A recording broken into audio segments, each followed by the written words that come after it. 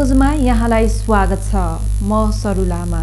News सुरु गरौं आज शहीदका शालिगमा माल्यार्पण तथा श्रद्धाञ्जली अर्पण गरिने सम्बन्धी प्रसंगबाट।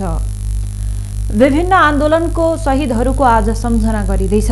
मुलुकमा प्रजातन्त्र बहुदलीय व्यवस्थादेखि गणतन्त्रसम्म विभिन्न शहीद छन्। तर गंगालाल श्रेष्ठ, धर्मभक्त माथिमा दशरथ चन्द र शुक्रराज शास्त्रीलाई मुख्य शहीद मान्ने गरिएको छ। प्रजातन्त्रको लागि सक्रिय रहँदा यी चारैजनालाई राणा शासकले 1997 सालमा हत्या गरेका थिए। मुलुकमा प्रजातन्त्र ल्याउन सक्रिय भएकै कारण राणा शासनले 1997 सालमा शुक्रराज शास्त्रीलाई माघ 10 गते काठमाडौँको टेकु स्थित पचलीमा हत्या गरेको थियो। धर्मभक्त माथेमालाई माघ 13 गते सिफलमा हत्या गरेको थियो। गंगालाल श्रेष्ठ तथा दशरथ चन्दलाई माघ 15 गते शोभा भगवतीमा हत्या गरेको थियो। प्रजातन्त्र आएपछि यी चारैजनाको सम्झनामा माघ 16 गते शहीद दिवस मनाउन थालिएको हो। विगतका साथै यस वर्ष पनि शहीदहरूको सम्झनामा 10 गतेदेखि सप्ताहव्यापी कार्यक्रम भइरहेको छ। आज शहीदका शालिगमा माल्यार्पण तथा श्रद्धाञ्जली अर्पण गरिनेछ। शहीद दिवस राष्ट्रपति विद्यादेवी भण्डारी, उपराष्ट्रपति नन्दबहादुर पुन र प्रधानमन्त्री केपी शर्मा ओलीले छुट्टा छुट्टै स्मरण सन्देश दिनुभएको छ।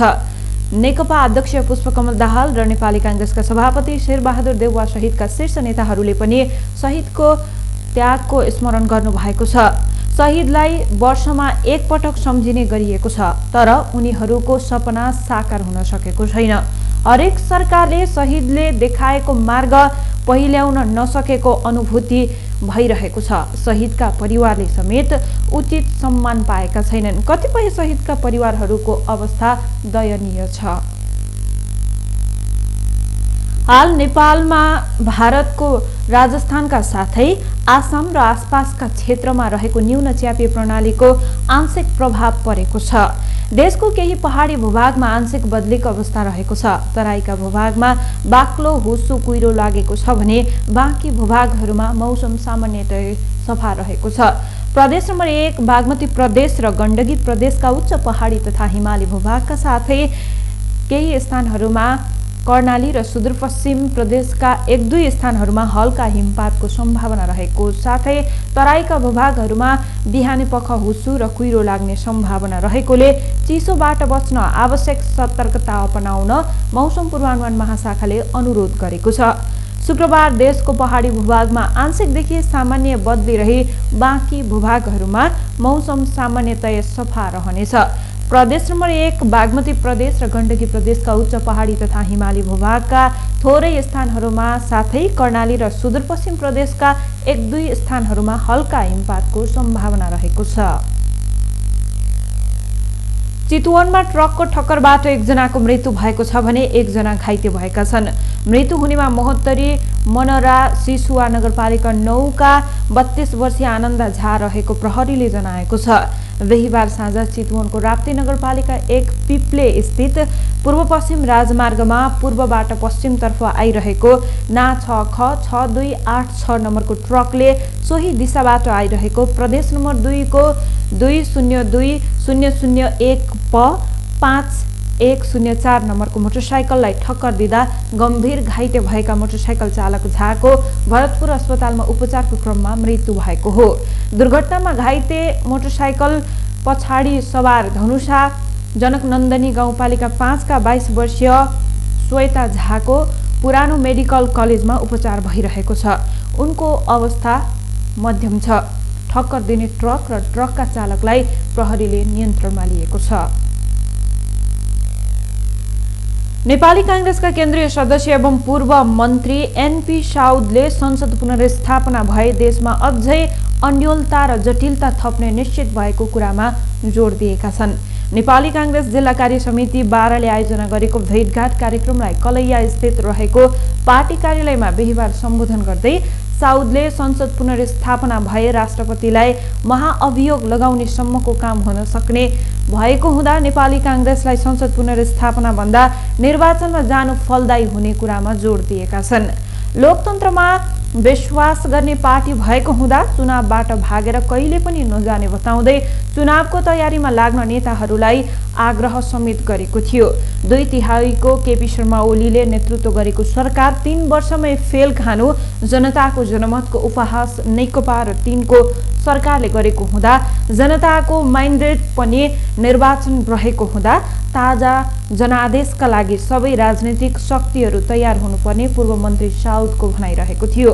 अहिले नेपाली कांग्रेसमा सहमति सहकार्य र एकताको खाँचो रहेको हुँदा विगतका साथै कमी कमजोरीहरूलाई बिर्सेर एकजुट भई अगाडि बढ्नुपर्ने आजको नितान्त आवश्यकता रहेको साउदले बताउनुभयो। छोरी बलात्कार गरी फरार बुवालाई प्रहरीले पक्राउ गरेको छ। छोरी बलात्कार गरी फरार भएको आरोपमा धनुषाको कमला नगरपालिका 5 का भोला यादवलाई पक्राउ गरिएको जिल्ला प्रहरी कार्यालय धनुषाको प्रहरी नायब उपरीक्षक मकेन्द्र मिश्रले बताउनु भएको छ। धनुषा घर भई हाल काठमाडौँ गोकर्णेश्वर बस्दै आएका यादवले मंगलबार छोरीलाई बलात्कार गरेपछि कुटपिट गरी फरार भएका थिए। फरार यादवलाई बिहीबार दिउँसो जनकपुर धाम 8 रामानन्द चोकबाट पक्राउ गरिएको प्रहरी नायब उपरीक्षक मिश्रले बताउनु भएको छ।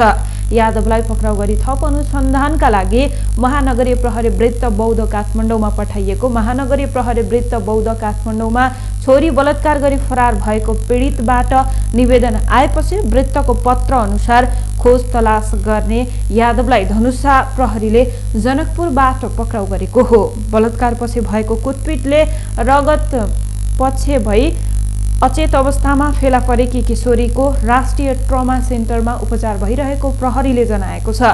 आमा अर्को छोरीलाई उपचारका लागि नेपाल मेडिकल कलेजमा गएको मौका छोपेर यादवले अर्की छोरीको बलात्कारपछि कुटपिट गरी फरार भएका थिए। संसद विघटनपछि 2 खेमा विभाजन भएको नेकपाभित्र विभिन्न जिल्लाहरूमा पार्टी कार्यालय कब्जा गर्ने तथा तालाबन्दी गर्ने र यसै विषयलाई लिएर दुई पक्षबीच विवाद सहित झडप हुने सम्भावनालाई मध्यनजर गर्दै स्थानीय प्रशासनले आदेशमा विगत 1 महिना बढी दिनदेखि प्रहरीले सुरक्षा दिएर राखेको मलङ्गवा नगरपालिका वडा नम्बर 3 स्थित मनमोहन स्मृति भवनमा रहेको नेपाल कम्युनिस्ट पार्टी नेकपाको पार्टी कार्यालयलाई पुनः सञ्चालनमा ल्याउन पार्टीका जिल्ला कमिटीका अध्यक्ष रेवती पन्तले प्रमुख जिल्लाधिकारीसँग आग्रह गरेको छ। सर्लाही जिल्लाको लागि पार्टीको एउटा मात्रै कार्यालय रहेकोले लामो समयदेखि बन्द हुँदा पार्टीको नियमित कामहरू प्रभावित भएको साथै जिल्लाभरिका पार्टी नेता कार्यकर्ता र पार्टीको सम्पर्कमा आउने आम समुदायलाई समस्या परेको उल्लेख गर्दै जिल्ला अध्यक्ष पन्तद्वारा हस्ताक्षरित निवेदन मार्फत पार्टी कार्यालय सञ्चालन गर्न लागेको प्रज्य सुरेन्द्र पौडेललाई जानकारी गराएको छ। निवेदनमा प्रज्य पौडेलसँग पार्टी कार्यालय सञ्चालन गर्न आवश्यक सुरक्षा दिएर वातावरण सहज बनाइदिन समेत अनुरोध गरिएको छ।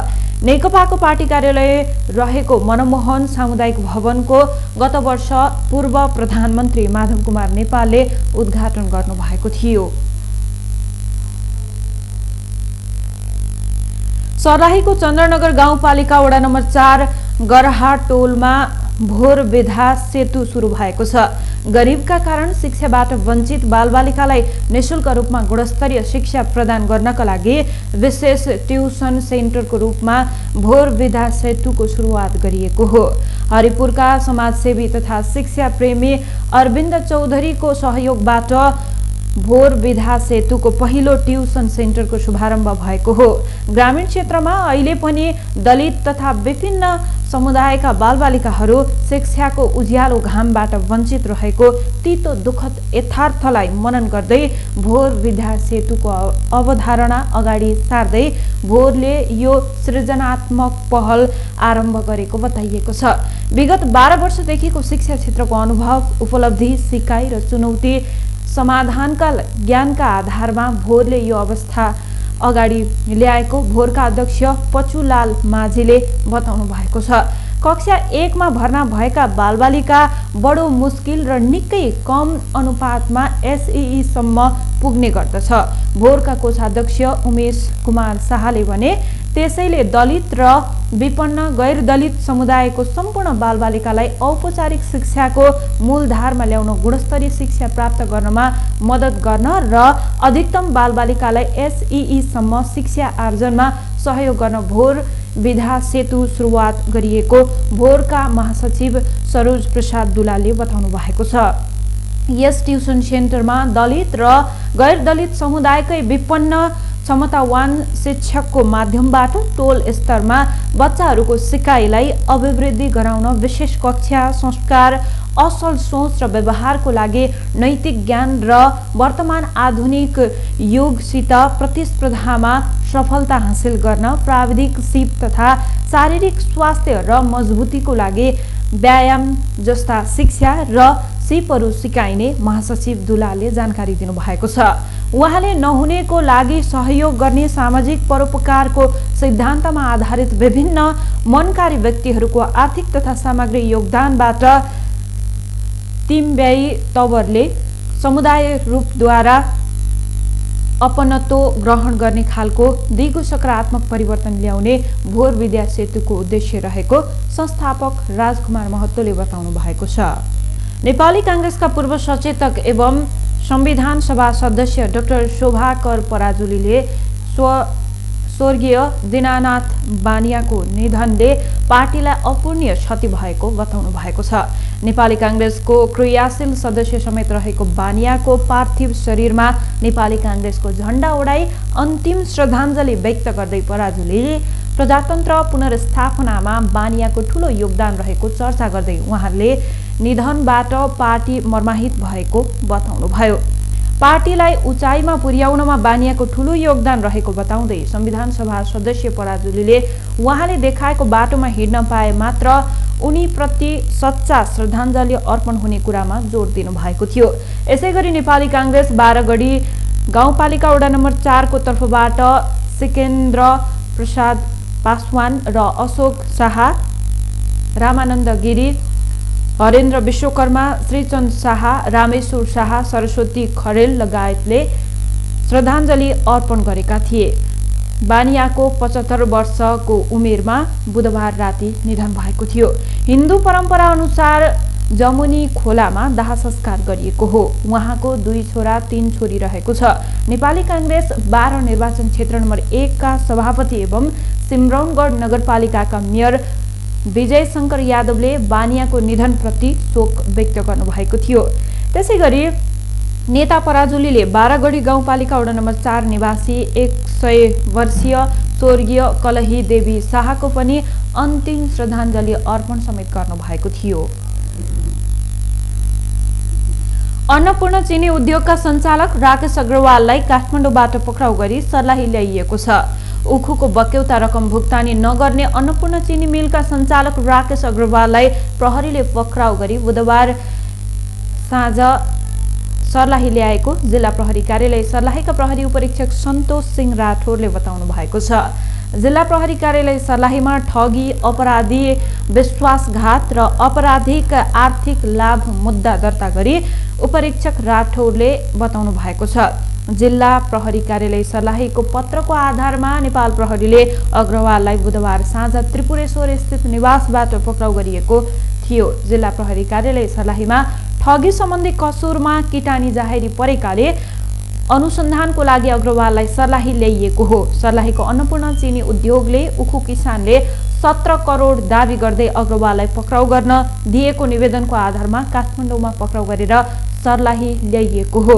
अग्रवाल सञ्चालक रहेको 2 चिनी मिलले उखु किसानलाई 8 करोड भन्दा बढी बक्यौता रकम भुक्तानी गर्न बाँकी नै छ।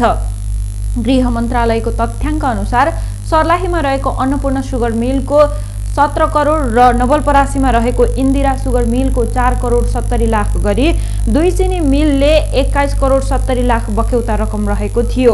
उक्त रकम मध्येमा मंगलबार साँझसम्ममा अन्नपूर्णले 12 करोड 63 लाख 72 हजार र इन्दिराले 83 लाख गरी 13 करोड 46 लाख बक्यौता रकम भुक्तानी गरिसकेको छ। लामो समयसम्म चिनी उद्योगले उखुको बक्यौता रकम भुक्तानी नगरेको भन्दै गत मङ्सिर 28 गतेदेखि उखु किसानले काठमाडौँमा आन्दोलन सुरु गरेका थिए। आन्दोलनरत उखु किसान र उद्योग वाणिज्य तथा आपूर्ति मन्त्रालय बीच पुस 13 गते 21 दिनभित्र बक्यौता रकम भुक्तानी गर्न सहमति भएको थियो। समय माघ 5 गते नै सकिए पनि चिनी उद्योगले अझै उखु किसानलाई सबै बक्यौता रकम भुक्तानी गरेका छैनन्। यसअघि प्रहरीले बक्यौता रकम भुक्तानी नगरेको भन्दै लुम्बिनी चिनी मिलका सञ्चालक मनोज अग्रवाललाई वीरगञ्जबाट पक्राउ गरेको थियो। जिल्ला अस्पताल गौरका मेडिकल सुपरिन्टेन्डेन्ट डाक्टर कृष्ण शाहले नेपाल सरकारले निशुल्क रूपमा उपलब्ध गराएको कोरोना विरुद्धको खोप लिन स्वास्थ्य कर्मीहरू उत्साहित रहेको बताउनु भएको छ। भारत सरकारले अनुदान बापतमा उपलब्ध गराएको कोभिड-19 विरुद्धको खोप लगाउने औपचारिक रूपमा बुधबारदेखि नेपालमा सुरु भएको भोलिपल्ट खोप लिनु भएका डाक्टर शाहले खोप लैब तथा वैज्ञानिकद्वारा प्रमाणित रहेकोले खोपबाट कोरोना संक्रमणबाट बाँचिन सकिने बताउनु भएको छ। पहिलो चरण अन्तर्गत रौतहटमा 4000 डोज उपलब्ध गराइएको जानकारी गराउँदै अग्रपंक्तिमा कार्य गर्ने स्वास्थ्यकर्मी, सरसफाइकर्मी एवं एम्बुलेन्सका चालकहरूले निर्धक्क रूपमा खोप लगाउने गरेको बताउनु भएको छ। पहिलो दिन 27 जनाले खोप लगाइएको थियो। खोप लगाएकालाई 24 घण्टा बितिसक्दा पनि कुनै किसिमको लक्षण देखा नपरेको उहाँले बताउनु भएको छ। कोभिड-19 को संक्रमणबाट सुरक्षित हुनका लागि बनाइएको भ्याक्सिन लिँदा अवांछित घटना हुने भनिएको त्रास मात्रै रहेको बताउँदै डाक्टर शाहले कुनै शंका नगरी खोप लिन समेत आग्रह गरेका छन्। सामान्य रूपमा कुनै किसिमको खोप लिँदा असरहरू देखा पर्ने भएकाले कोरोनाको खोप लगाउँदा पनि अपवादमा केही सामान्य लक्षण देखा पर्न सकिने उहाँले बताउनु भयो। बान्ता आउने, टाउको दुख्ने, जोर्नी दुख्ने जस्ता लक्षण देखा पर्न सकिने भए पनि अहिलेसम्म त्यस्ता समस्या नआएको जानकारी दिनुभएको छ। खोप लिनेलाई निगरानी गर्न जिल्ला अस्पतालबाट चिकित्सकहरूको छुट्टै टिम बनाइएकोले केही समस्या भए लगत्तै सम्पर्क गर्न आग्रह गरेको छ।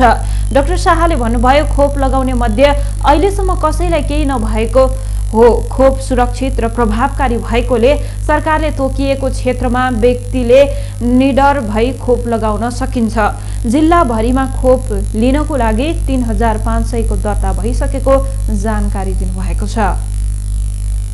बाराको जितपुर बजार स्थित एक खाद्यान्न पसलमा आगलागी हुँदा करिब 1 करोड मूल्य बराबरको सामान जलेर नष्ट भएको छ। जितपुर सिमरा उपमहानगरपालिकाको जितपुरमा गैराती अचानक विद्युत सर्ट भई न्यू आयुष किराना पसलमा आगलागी भएको हो। आगलागीबाट करिब 1 करोड मूल्य बराबरको सामान जलेर नष्ट भएको पसलका सञ्चालक महावीर प्रसाद कलवारले जानकारी दिनुभएको छ। पसल बन्द भएको समयमा आगलागी भएका कारण कुनै मानवीय क्षति नभए पनि पसलमा भएको दाल, चामल, आटा, चिनी, बिस्कुट लगायतका खाद्यान्न सामान जलेर नष्ट भएको छ। जितपुर सिमरा उपमहानगरपालिका र वीरगञ्ज महानगरपालिकाको बारुण यन्त्र, स्थानीयवासी, नेपाल प्रहरी र नेपाली सेनाको सहयोगमा करिब 3 घण्टाको लामो प्रयासले आगलागी नियन्त्रणमा लिएको थियो। सिराहा पूर्व शिक्षा, विज्ञान तथा प्रविधि मन्त्री गिरिराजमणि पोखरेल शिक्षक, विद्यार्थी एवं अभिभावक तीनवटै पक्षको परस्पर्धा र सम्बन्धबाट मात्र शैक्षिक गुणस्तरीयता कायम हुने बताउनु भएको छ। बिहिबार सिराहाको धनगढीमाई नगरपालिकाले शिक्षाको प्रसार एवं सबलीकरण, व्यावसायिक र गुणस्तरीय शिक्षाको लागि नगर शिक्षा सम्मेलन भन्ने मूल नाराका साथ आयोजना गरेको नगर शिक्षा सम्मेलनको उद्घाटन गर्नुहुँदै उहाँले सो कुरा बताउनु भएको हो।